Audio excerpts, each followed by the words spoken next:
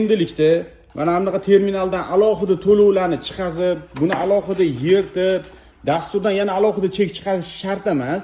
YesPOS dasturida Humo va Uzcard pinpadlari to'g'ridan-to'g'ri dasturga integratsiya qilingan.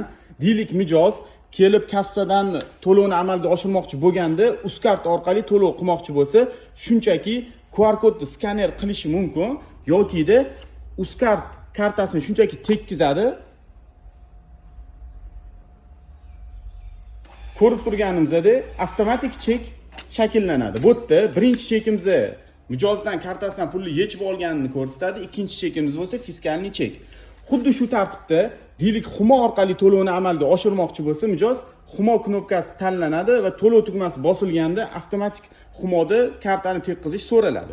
Shundan so'ng mijoz o'z kartasini tekkizadi va to'lov avtomatik amalga oshiriladi.